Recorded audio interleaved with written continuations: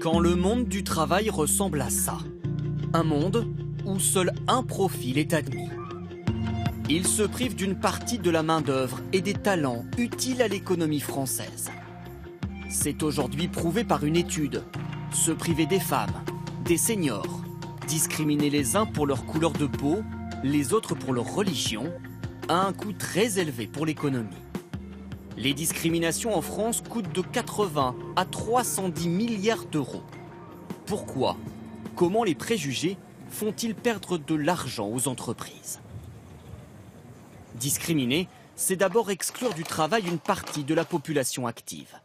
Cette coiffeuse de 38 ans fait partie de ceux qui un jour ont été laissés de côté. Diplômée et motivée, avec 10 ans d'expérience. Un patron a rejeté sa candidature pour un CDI à cause de sa couleur de peau. Quand je suis arrivée, il m'a posé la question, il m'a dit que ça ne s'entendait pas au téléphone. Donc du coup, je ne comprenais pas. Vous voyez, qu'est-ce qui ne s'entend pas au téléphone? À la fin, je lui ai demandé, je lui ai dit, mais vous ne voulez pas de moi en fait parce que je suis noire? Il m'a dit oui. Et quand même, ça fait mal, hein. Ça fait mal quand même. Pourtant, la France manque de coiffeurs diplômés. Elle pourrait donc travailler à plein temps et générer du chiffre d'affaires. Mais aujourd'hui, elle préfère se contenter de missions en intérim. Avec l'intérim, j'arrive à travailler. Parfois, je peux faire 3 jours, comme je peux faire qu'une journée. Vous êtes mis un peu vous-même à l'écart du marché du travail, en quelque sorte Oui, oui, oui. Aujourd'hui, je cherche plus un CDI, par exemple. Je me suis quand même mise à l'écart un petit peu. Quand même.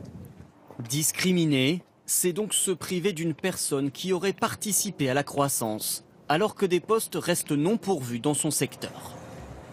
Autre aberration économique, un recruteur, guidé par les préjugés, ne sélectionne plus les salariés en fonction de leurs compétences.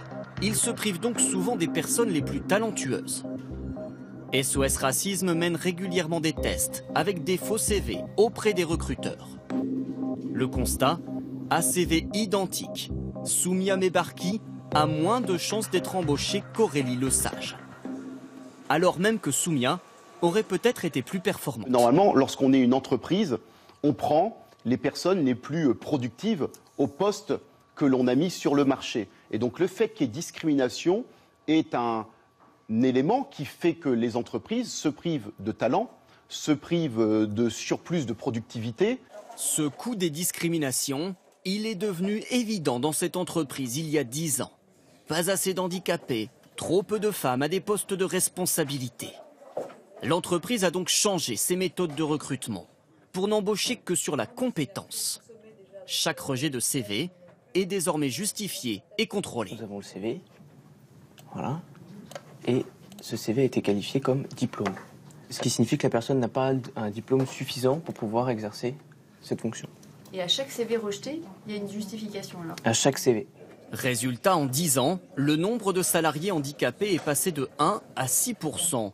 La part des femmes cadres a grimpé à 55%. Et Julie, t'as vu pour l'agence Paris Centre Cindy Birba a débuté sa carrière ici et a progressé au sein de l'entreprise. Cool, elle est désormais cadre. La journée à l'agence vendredi. J'ai jamais senti un frein de par le fait que je sois une femme, avec mes origines antillaises. Je viens d'avoir un petit garçon. Et même ça n'a pas freiné. Ma promotion a été faite après mon retour de congé maternité. Donc, je ne pensais pas que tout ça allait arriver comme ça. Une diversité qui rapporte. L'entreprise a mené une étude et l'investissement est rentable.